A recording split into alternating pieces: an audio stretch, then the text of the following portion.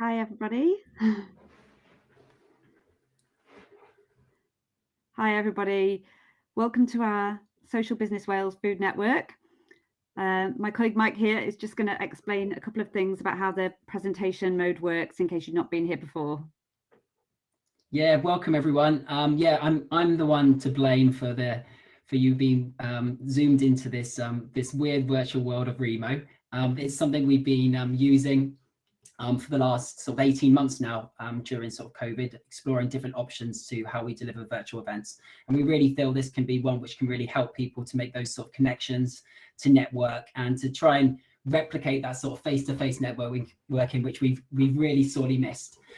So when you first came into the event, you would have been randomly assigned to tables. So it's just like you would in a physical event. You've got the ability on Remo to sort of move amongst your tables. So when we are back on that networking floor, when we do go back at the end of the session today, you will be able to move to tables. We've actually labeled the tables regionally as well. So if you want to find where you are, in terms of a region where you're based, so you can actually network with people in your area, then you will have the ability to do so. So you just need to sort of double click on a spare chair and you'll be virtually zoomed to that table, and you will have just those intimate conversations then on those tables between 6 or 8 of you, however make up that table. Now we're in presentation mode. Just a couple of things. You won't be seen or heard, so your cameras and mics are automatically switched off as the audience, so you can just now sit back and relax. You don't have to worry about your mic, you don't have to worry about your camera. You can just enjoy the presentations, and you can participate in the general chat. Already seen quite a few of you posting messages in the general chat. That's great. So if you haven't already, please post a message in the chat just to say hello and welcome yourselves. We also do, just to keep things nice and clean, there's an actual Q&A tab when we're in presentation mode, which you'll see. So if you do have any questions for the speakers today, then post them into the Q&A, and we will be able to keep an eye on those. Elizabeth will keep an eye on that, and we'll be able to field those questions to the speakers.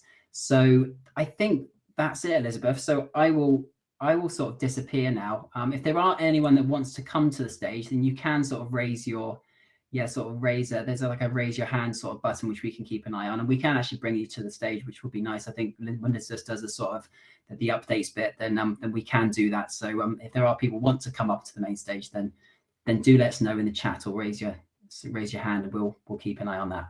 But thanks, Elizabeth. I'll pass to you now for the main session. Okay, thank you, Mike. Thanks for all your help with that. And we've also got our colleague Maggie in the background, and Jude will help with some announcements as well. So as Mike said, we're recording now. So thank you so much, everybody, for joining us for this Social Business Wales Food Network.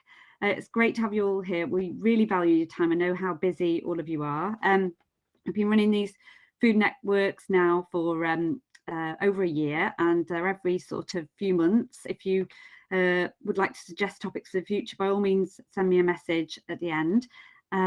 So for anybody who's not familiar with Social Business Wales, we're a business support agency. We're here to help social enterprises, cooperatives, community businesses, employee buyouts.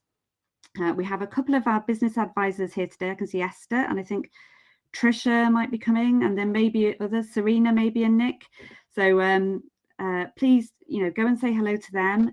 And if you haven't already made contact and you think you're a social business, then please get in touch and see how we can help you with really most types of business advice and planning. Okay, we've got a great lineup of speakers for you. We're focusing on the topic really of food redistribution. So whether it's a food bank or a community pantry or a different type of redistribution. I'm really excited that we've got a nice range of different speakers and a support agency as well here to inform us all really about this. Again, other themes for the future, please tell me about them afterwards. And as Mike said, please make the most of this opportunity to put information about your own organisation. If you want to share your email, that's fine, in the chat there. Some of you are already. And I'll tell you a bit about the networking session at the end. So what will happen now is each speaker will have 5 minutes, and we do have a little bell to try and keep everyone to time, because we really want to make sure that everyone gets a fair share of the time. And then what will happen is, for questions, please pop your questions in the Q&A section. That's on the far right of your tab there. And you can upvote. So if there's a question you really want to get answered, you can vote for that, or put in your question if it's new.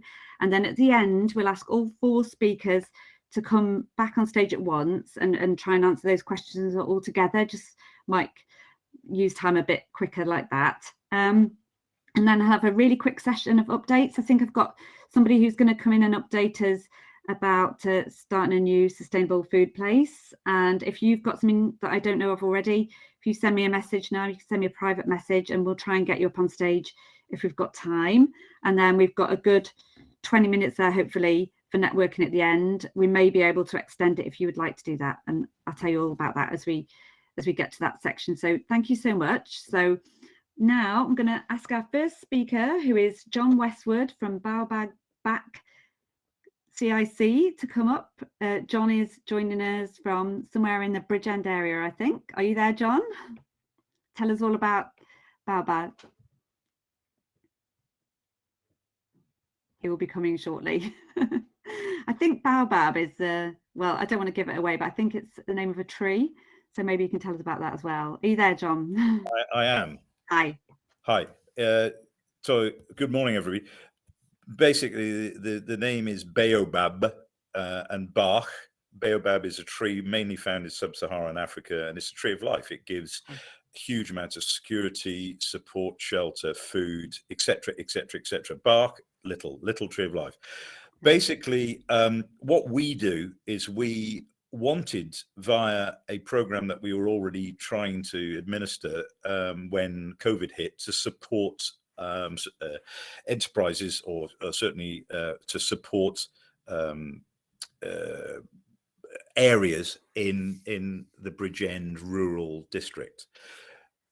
Food security is at my own heart. Both my wife Alison and I have a great experience of Food Bank, which is a superb system, which I think we're going to hear more about. We identified via talking to the population, via talking to the consumers, i.e. talking to people who live in the area. What do you need? What do you want?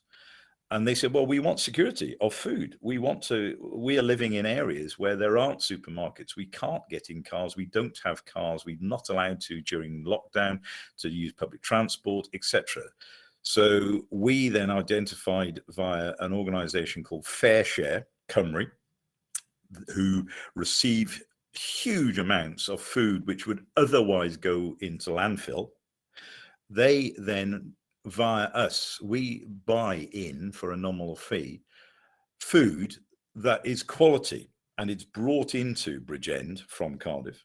It's distributed to our 13/14 pantries, where our volunteers, which number around about 70, we stock the shelves. People will then come in, join as a member. There is a membership fee. People like to be members. A membership fee, and then in the pantries are able to now choose certain items. We have fridges, and in 2 of our pantries we also have freezers, and they can come in, choose their food, and buy it for £5. On average, it's about 12 kilos, 10 to 12 kilos of food that's made up of all manner of foodstuffs, which, as I said, was going to otherwise go into landfill. Not only do we have the pantries which supply food and get food to the population, to our members, of which there's about 900 members in Bridgend County at the moment, but other agents such as employability, care, Bridgends, Care South East Wales, who are utilising us, who are coming into the pantries, having space. So when people actually make us aware of they've got certain concerns, we're able to signpost them, not only to make a phone call, but in many cases signpost them to the correct person who just happens to be on site as well. So it's pantries and well-being cafes, as we call it. The other type of pantry that we have, due to space and time, are satellites. So we have pantries, a main pantry, for instance, in Bryn Cethin, which is in one area. They bag up purple bags of food. that we then take out to the satellite pantries, so that people who've booked come in and they pick up their bags. Again, 10 kilos in weight of roughly of food, a mixed selection of food that's ambient and fresh. And then again, in the satellite pantries, some of them are able to offer coffees, teas, drinks. It's chatting, it's talking, it's breaking down social barriers. It's giving everybody the opportunity of coming to a central point and being signposted to other things. There are many, many stories I can give you, but it is a membership scheme. Any surplus, when I say surplus, I mean monies, any surplus is held by the pantries and used to run the putting on the lights, opening the doors. It is a small amount of surplus, but the majority of the £5 goes to buying the food in from the fair share operation. We also access via fair share and via our own services, other supermarkets, direct collection, for instance, from the cooperative society, the shops rather, who have proven to be very good. We have accessed supplies from Asda's ourselves. We are collecting food from bookers. Those foods are donated as such. So when people come to get their purple bags of food, they are then given the opportunity of accessing donated food from the places I've already mentioned, to supplement their bags. One of the problems we have is the weight of bags, and there's an awful lot of people who are struggling. So we are delivering bags. Throughout lockdown, we were delivering bags to many areas. Since we started in October 2020, we hadn't got a clue what we were doing. Well, we did, because my background's in logistics and food security. But we have just broached 8,000 bags of food, mainly into the Bridgend area. There are, as I said, over 900 members. We are, the known weight of food is from Fair Share Cymru, and that's just about 80 tons of food, which we stopped going into landfill. We're also starting grow your own food projects, areas where we've been able to identify with social landlords certain areas of land that we can not acquire, but be loaned. So we are setting up raised beds. Volunteers, new volunteers, existing volunteers are coming in to actually grow product. We have a great operation just behind the MEM in Nantamol, where there's a food forest, which has already produced food for those volunteers, and it's put fresh food into the purple bags. So it's bringing other members and areas of society into growing their own food, and assisting on the education front to have people to recognize that food, we're helping them with recipe cards, hints, etc., to actually have people try different types of foods. And Baobab Bark is doing this mainly with volunteers, and we are delivering, we're packing, we're busy as bees. Wednesday, Thursday and Fridays is crazy. But have a look at Baobab Bark, baobab-bark.org, brand new website, went live yesterday, and it will give you an understanding of what we're doing. We're also being approached via other counties to plant pantries into Rhondda South, Neath Port Talbot, and soon to be Swansea. Whether we can do this, because we've got to secure the supply of food before we start the pantries in new areas.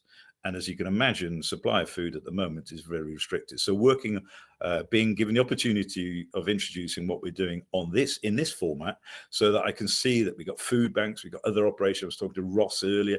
Let's work together to help people. Yes, we do refer into Food Bank, and Food Bank are referring to us and other agencies. It's fantastic. We don't reinvent the wheel. We work with what we've got, and we learn from other people. Open to suggestions, open to comments. Alison and I run the operation. We are a CIC. There's a group of directors, which could include Alison and I, but basically it's getting food to those people who need it at an affordable price and stopping landfill. The waste is unbelievable. I think, and the Food Bank might support me on this, I think there are over 1 million loaves of bread, or the equivalent of 1 million loaves of bread a day, going to waste. we are trying to sweep up some of those. But thank you for giving me the opportunity to introduce baobab bark. It's something which is relatively new. We're here to stay, and we are spreading. Thank you. That's brilliant, John. Thank you so much. And I can already see that you've started to make connections. That's fantastic. That's what this is all about. And I can think of a couple of people I'll put you in touch with as well afterwards to do with recipes and bags. I think Alex from Supperbox is here. I'm sure it'd be worth talking to him about that. And Swansea Community Fridge as well. I think they're doing something with bags. Brilliant. Thank you so much. So hopefully you can stick around for the questions shortly. So I'll move on now to our next speaker, who will be Evian, and Maggie will set a timer as well, so we can try and keep to time. Thank you. So can we ask Evian to come up stage? John, you just need to turn your camera and mic off if that's okay. Thank you. Thank you. So thanks. So Evian is here from Circular Communities Cymru, and his organisation can support community fridges. So he'll just help us by understanding a bit the context of community fridges in Wales. Hi, Evian, over to you.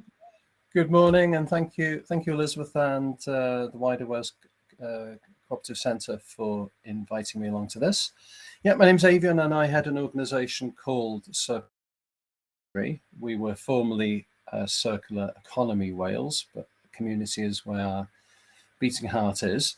Myself and each and every one of my directors have around 20 years experience each. The expertise is specifically in the field of capturing what was called waste, recognizing it as resource, and turning that into community wealth, be it in terms of jobs, services, volunteer opportunities. And food is obviously heart to the circular economy agenda, and one of the reasons why we were very keen to take the agency for the community fridge development in Wales. Now I'll come on to what that means in a second and how that's developing, but just to reflect on John's excellent presentation there. I'm already excited thinking of possible collaborations where pantries can go into community fridge sites. They are doing so already in a number of examples, but I can think of many more, so I'd love to catch up with John on that. And in terms of collaboration, cooperation being the name of the game with the organisation who's put this event on for us today. I'll be on the Circular Communities Cymru sofa, which I've now been able to find. Apologies if you were sitting there earlier and it wasn't being headed by anybody, so I'll be there a bit later. So yeah, the reason why we like community fridges is that it's a non-means tested system, no stigma, but importantly, apart from that messaging, focusing on the environment and getting everybody, rich or poor, to be engaged in a community fridge, it's set up in such a way that you can draw it down off the shelf. To date, you've been able to pull off the basic documents off the shelf from Hubbub UK, based in London, and you've been able to set up a community fridge in your own image. All sorts of ways of doing it, putting a nice sort of hipster groovy style wooden racking, almost like a farmer's market at the high end, to sort of rough and ready fridges, and then in some examples people are putting sofas and chairs around it, because as John quite rightly alluded to, food is a conduit for other activity. And you know, in our collective sector, the social economy, and in the voluntary sector, you're getting people turning up, sitting by the fridge, swapping recipes, talking about their schemes, the scouts, all sorts of people. So it's a great community development tool, if nothing else. But of course, it is more than that. I mean, the tonnage of food waste is absolutely immense. One of the great things about, one of the nice things about what Community Fridge brings to the table, complementing what other partners do, is yes, it can take food from a fair share. There's also some deals direct from Community Fridge with the cooperative. So if you've got a cooperative in your patch, you will have your fridge and freezer filled by them. But also it works very nicely and can actually operate just as this, as a peer-to-peer, household-to-household system.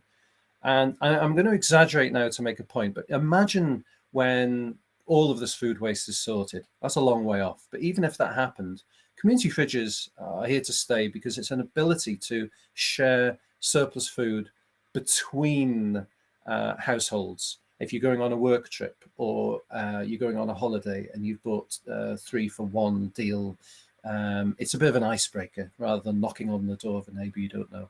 So that's who we are. And to finish off in the last 30 seconds, we've developed now, after sort of instigating about 10 or 12 community fridges to raise the numbers in Wales last year, we've been surprised that they've been jumping up here, there and everywhere without our knowing. That is great success. So in that family now, we're issuing people with a questionnaire, a developmental questionnaire, so we can bespoke package a system of development, not just on the legal requirements, but all of the sector-specific stuff that that will bring all of those community fridges up to speed and ensure that they last in our communities and they're part of the fabric of what we do.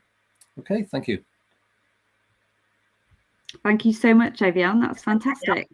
So again, if you've got questions for Evian, please put them in the Q&A and he will be able to answer them in the question section. Thanks so much, Evian. If you just turn your camera and your mic off, and I'm going to ask Laura now to get ready to come on stage. So Laura is going to join us from Aber Food Surplus in Aberystwyth and tell us all about their operation. It's very exciting to hear from you, Laura. Hi. Hi, Elizabeth. Thank you. And hi, everybody. It's good to meet you all. My name is Laura and I work at Aber Food Surplus, coordinating our community hub. Aber Food Surplus is a not-for-profit social enterprise company limited by guarantee with charitable objectives. And we run a community fridge in Aberystwyth and we're part of the Community Fridge network. We do it in order to reduce food from waste because of the harmful impact of food waste on our planet. And we started collecting food from our local supermarkets and redistributing it in 2016. At the time, this was unusual in our area, and we worked with local charities to try to collect and redistribute the food. It quickly turned out, however, that the charities didn't really have the capacity to regularly make collections, which frustrated the supermarkets. And it also became apparent that the charities, the groups who would collect on Tuesdays would receive all the fruit and veg, the groups that would collect on Wednesdays would receive the bread, and on Thursdays the bakery, the pastries, and this didn't really work very well for anybody. So the charities really wanted a central point so that the food could be mixed up across the week and distributed more equitably. And so that's what we did and how we started out. We at times over the years have collected the majority of food and distributed it among the local charities as equitably as we could. And we also worked with a couple of local churches to co-deliver community cafes to cook up and share surplus food at public community meals open to everyone. So skipping forward to 2019, and about 6 months before the beginning of this pandemic, we secured funding for a community fridge and community space. Previous to that, we had just been working out of a sort of storage space, and our community fridge is predominantly run by volunteers. Our organisation now is also involved at a few points in the food system, including seed saving and growing and gardening and local food hub, research and development and cooking skills. And we have about 37 volunteers who are actively involved in the surplus food side of things, the collecting and sharing edible, fit for consumption food, as well as the composting of the inedible food waste. Our space is called the Eco Food Sharing Hub, and ECO stands for Environment, Community, Opportunity, and we invite everyone to use the community fridge and make use of the surplus food. Via Fair Share Neighbourly and Neighbourly, we collect the surplus of Tesco's, Morrison's, M&S and Lidl 4 nights a week, as well as the occasional out-of-town post office shop and independent shop who are concerned about food waste. Last year, we redistributed 273 kilograms of surplus food in an average week, of which 224 kilograms was usually bread and bakery, which is equivalent to about 280 loaves a week. So it was really interesting to me to hear that there are over 1 million loaves of surplus bread a day. And this for us brings our first potentially contentious topic. The bread that we redistribute is largely sliced white bread, high in sugar and low in nutritional value. And the volumes of surplus processed bread and sweet bakery products really eclipses the fruit and vegetables that we save from waste, and make having conversations about health and nutrition really challenging, which is presenting us with an emerging challenge of deepening our community's connections to nutritious food.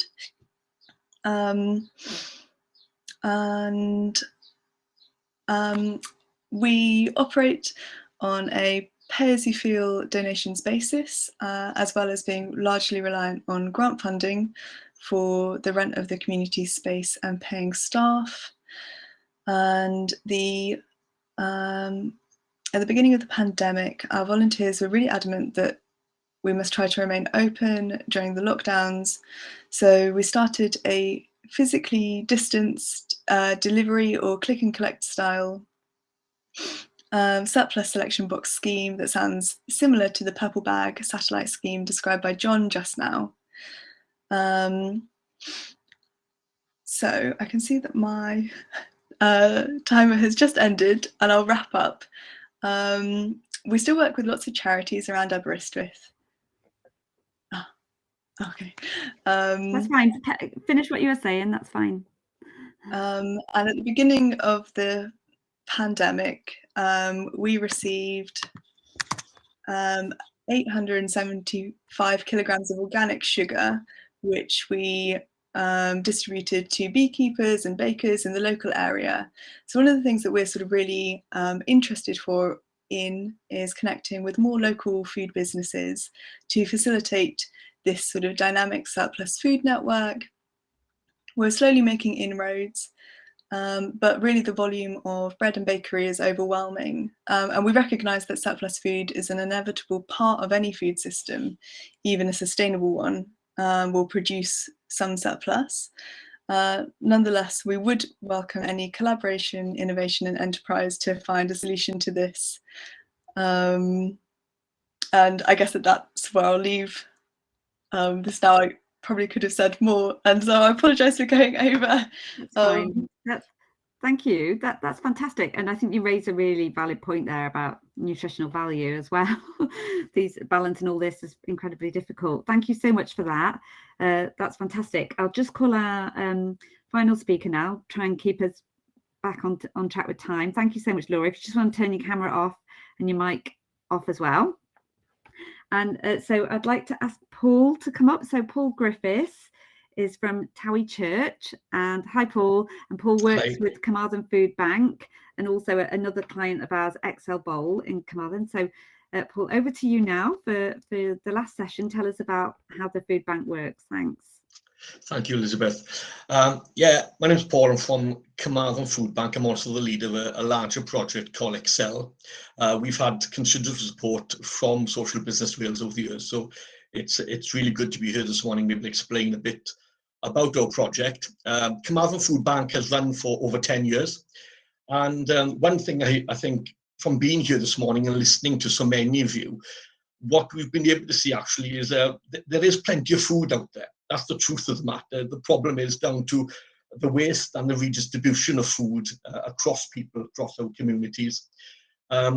We have, over 10 years, seen a change, especially over the last 2 years with COVID, the change in the type of people that we have referred to us in the food bank.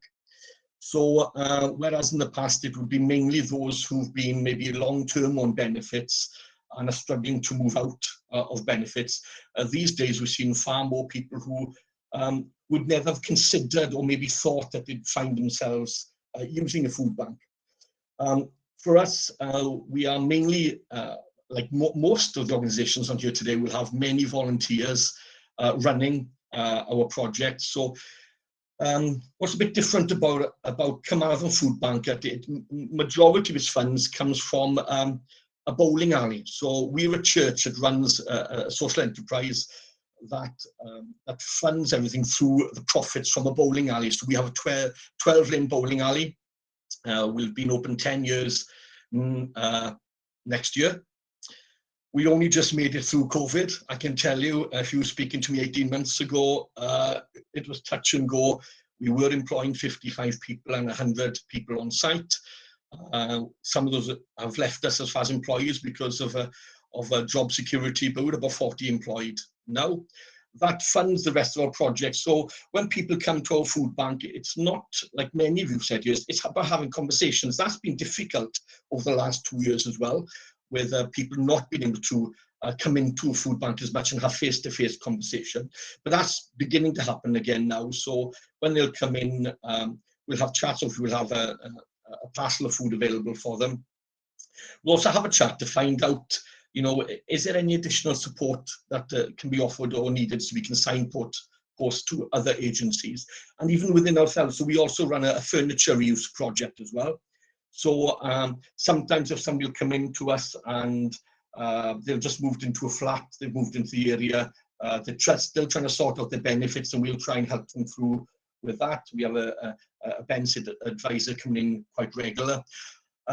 If they've got nothing in that flat, we will then pick out the stock, beds, washing machines, whatever they need, we feel, just to get them set up in the flat. That will be picked out of our stock. Also in those conversations, we'll find out as well whether or not, what is the greater need? Why have they found themselves in this place? For instance, recently we had an older gentleman come in who'd been a lorry driver for many years, just had a heart attack. Because of that, now had to finish working. And because he had savings, was enabled to access many of the benefits that people thought you would be able to. And here's someone who's most probably paid his national insurance for years, but because he had some savings there, was told really, well, you have to use that until you get to nothing. And he was now found at our door because he now had nothing left, but now was struggling to get back into the benefit system to get through that. So there are all those things. We've also got a debt advice centre at Camargo and community money advice. So also when somebody comes in, is finding out, asking all those questions of where we can help and support.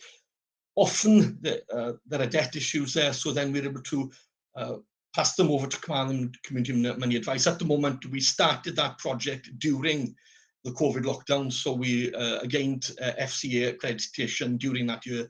We've had 29 people on our books at the moment, and 11 now are in a place where we've been able to sort out some of their debts and put them on a plan with some of their creditors. So it's a fairly big project. By all means, if anybody ever wants to pop down and see us, you'd be more than welcome. But it's about different groups working together, different avenues of social support.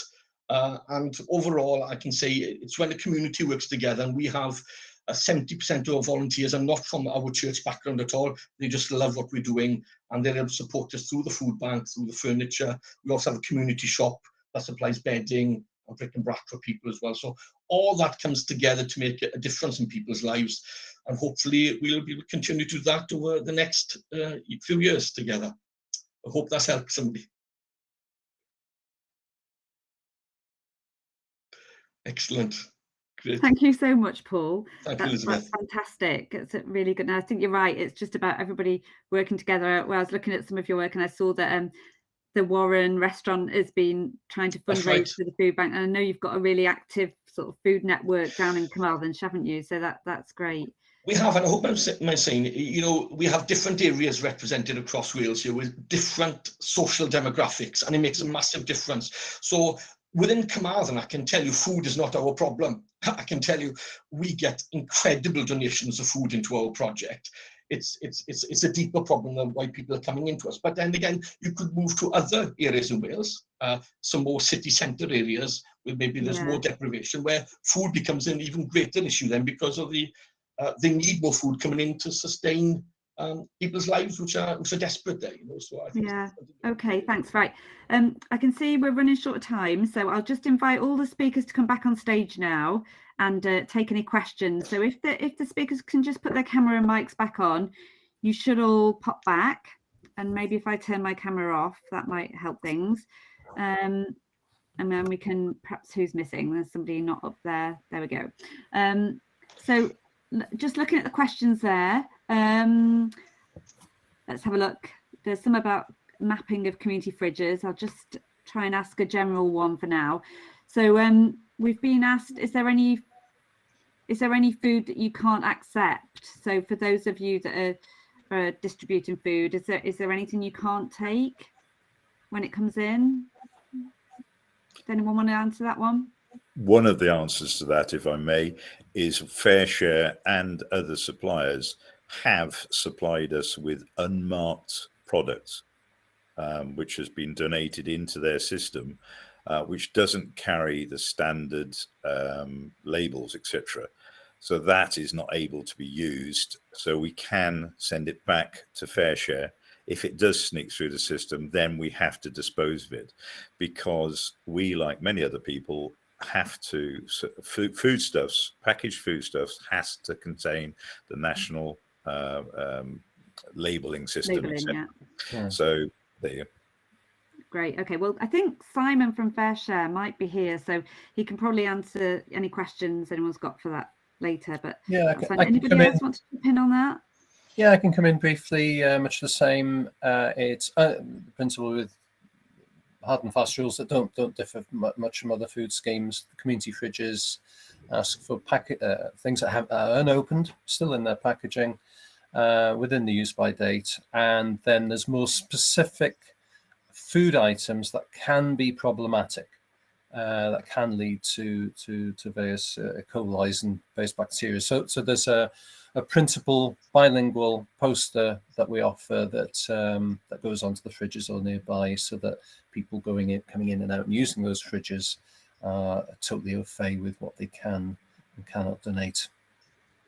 And Avion, that comes on to something else, that we, within all of our pantries and mobile pantries and other pantries, do have all of the relevant documentation on display, such as allergies, all of those we have to conform to it, as Avion has to, and as we all do, I should imagine. Yeah. Okay, that's great, thanks. Right, there was another question about mapping of community fridges. Can you answer that for me? Thanks. Well, to date, the development of community fridges in the UK, after it started in Berlin and Spain, has been Hubbub UK, which is based in London. They have a map which is up to date for a lot of the UK, but across Wales, it's totally out of date. We've got about 70 groups on our books, so we're as part of, and this is why, in agreement with them, we're picking up the agency to get a bit of intelligence on the ground. So we're populating a map at this moment, actually. But our map is going to have community fridges that are operational and those that are at the planning stage, because it'd be good for people in those communities to know that there is a bit of energy already underway to get something going. So we're hoping to get that up and running in a space of about a month. Fingers crossed. Okay, thank you. And I think that's probably it for the specific questions, as far as I can see so far. But I can tell from the chat that people have really enjoyed listening to you. Oh, sorry, there's one here from Gary. Interested to know what you do with large quantities of surplus stock that can't be distributed. Similar one about distribution. Laura, do you want to try answering that one? Yeah, absolutely. So for us, hopefully we wouldn't have like large quantities of surplus food that couldn't be eaten. But when we have, you know, gluts of something, we would usually plan an event or do like a food skills workshop around that. So sprout kraut is definitely a thing. Oh. Yeah, really good, highly recommended. On that front, sorry. That's just what we usually do. We sort of try to share food skills that sort of will involve, you know, preserving or eating that food in some way. Go for it, John. Sorry, to Laura, that's a great idea. What we end up with a lot of fresh food that is used by date, sell by date, but it's used by date. But we do have partners, which I've not mentioned so far. Social housing are great, but I had a lot of, as did my wife, and with Woolwich, now in our area, the Woolwich, the homeless, and Salvation Army run projects. We are able to take our surplus, if we have any, down to those said organizations. As long as it goes and it is used, it's fantastic. And those organizations are very, very grateful for it. And again, and we're all in the same operation, is to stop food waste. And we have an awful lot of people who are now starting to eat food that they didn't even recognize when it first went out in the bags. So there you go. Okay, that's great. Thank you. I'm sorry, we are running a bit behind time, so I better draw a line there. Thank you so much for all your contributions. I can tell that everyone's really valued that, and we've all got loads of ideas now how we can connect with you and recipes and stuff. So I'll just do a quick update section before we move into the main networking session. I do hope you'll be able to stick around for just a few minutes of networking, because it'd be great to see if we can all deepen those connections a bit. So if the speakers just want to turn their cameras and mics off now, just a quick news update. And if Elizabeth Westway is here, you can pop up to the stage, Elizabeth, if Maggie can help find you, and just very briefly explain about the project you're trying to find participants for, if that's okay. So while Elizabeth is coming up to the stage, if we can locate her, a couple of other things that I wanted to let you know about. So I know that what we've heard about today has been really inspirational, especially in terms of like the people you're helping. We have got a couple of sessions coming up. In fact, 4 should be this year on social impact measurement. So if that's something you're interested in, then please get in touch. There'll be an introductory session and then a bit more about how to use that in your marketing and linking in with procurement, that kind of stuff. So please stay in touch with our activity if that's something you'd like to find out about with. Hi, Mike, have you managed to find I was going to say, we've invited Elizabeth to the stage, so she just needs to turn her camera and mic off. Is it Elizabeth Westaway? Westaway, yeah. Yeah, so Elizabeth, then, if you do turn Elizabeth, your camera and mic doing off. That, and another mention just for end of February, we've got Fair Trade Fortnight coming up. I know it doesn't necessarily sound like it chimes with the theme that we talked about today, but a lot of the producers of fair trade goods are obviously farmers in developing countries, and we do like to promote that because a lot of them are organised in cooperatives. So that's last week in February, first week in March, and I guess you may get stuff like fair trade bananas in your food banks. Right, so is Elizabeth, she's there, okay. Never mind, we'll skip that bit. Elizabeth will be in the networking, so that's fine. And what we'll try and do is put a link out to her organisation. I think you can see her in the chat there. So it's just to let you know that what Elizabeth's trying to do is set up a sustainable food place in Swansea. So if anybody's in the West and would like to connect with her, then if you join her in the networking session, that'd be fine. So we'll move over into the networking next. So how that's going to work is there are tables laid out. We've tried to put them regionally because you'll probably be aware that the Welsh Government is working towards sort of regional working, and we thought that'd be helpful for you to connect with people near you, but you do not have to stick to that. You can go and talk to whoever you want. That's what this is all about.